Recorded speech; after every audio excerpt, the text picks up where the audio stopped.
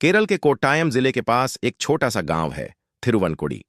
नारियल के पेड़ों और बैकवाटर से घिरा यह गांव दिन में जितना शांत दिखता था, रात में उतना ही रहस्यमय हो जाता था।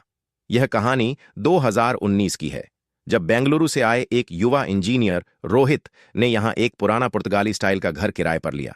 घर सस्ता था, लेकिन गांव वाले उसे लेने से मना कर रहे थे। सब कहते थे, उस घर में अम्मा की आत्मा है। रोहित हंस देता। वह भूत प्रेत में विश्वास नहीं करता था। पहली रात सब सामान्य रहा, लेकिन ठीक रात 2:17 पर उसकी नींद अचानक खुल गई। कमरे में हल्की चंदन और चमेली की खुशबू फैल रही थी। उसे लगा शायद बाहर मंदिर में पूजा हो रही होगी, पर खिड़की से झांका तो पूरा गांव अंधेरे में डूबा था। अगली रात फिर वही हुआ, 2:17। इस बार उसे रसोई से बर्तनों की हल्की आवाज सुनाई दी। वह टॉर्च लेकर नीचे गया। रसोई खाली थी, लेकिन फर्श पर गीले पैरों के निशान थे, जैसे किसी ने अभी अभी नदी से आकर कदम रखे हों। गांव के बुजुर्ग माधवन ने उसे सच बताया। कई साल पहले उस घर में लक्ष्मी अम्मा रहती थीं। उनका बेटा खाड़ी देश में काम करता था। एक दिन खबर आई कि बेटा समुद्र में डूब गया। सदमे में लक्ष्मी अम्मा हर रात 2:17 पर नदी किनारे जाकर उसका इंतजार करती थीं। एक तूफानी रात वह खुद भी नदी में बह गईं। उनकी लाश 3 दिन बाद मिली। घड़ी में समय रुका था, 2:17। रोहित के मन में हल्की घबराहट बैठ गई, लेकिन उसने घर नहीं छोड़ा। एक रात उसने तय किया कि वह जाग कर देखेगा। 2:16, 2:17।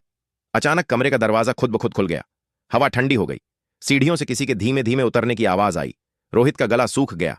उसने देखा, सफेद कांसवू साड़ी पहने एक वृद्ध महिला, जिनके बाल भीगे हुए थे, धीरे धीरे दरवाजे से बाहर जा रही थीं। उनके पैरों से पानी टपक रहा था, लेकिन जमीन पर कोई छाया नहीं थी। रोहित जैसे जड़ हो गया। वह हिम्मत जुटाकर उनके पीछे पीछे नदी तक गया। चांदनी में वह आकृति पानी के किनारे खड़ी थी। वह दूर समुद्र की दिशा में देख रही थी, जैसे किसी का इंतजार हो। अचानक वह मुड़ी। उनकी आंखें गहरी और खाली थीं। होंठ हिले। मेरा बेटा आया क्या? रोहित का दिल तेजी से धड़कने लगा। उसने डर के बावजूद धीरे से कहा, अम्मा, आपका बेटा शांति में है। कुछ पल के लिए हवा थम गई। महिला की आंखों में जैसे नमी चमकी। फिर वह मुस्कुराई और धीरे धीरे धुंध में बदलकर नदी में विलीन हो गई। उस रात के बाद 2:17 पर कभी कोई आवाज नहीं आई। रोहित ने कुछ महीनों बाद घर छोड़ दिया, लेकिन जाते समय उसने नदी किनारे एक छोटा सा दीपक जलाया।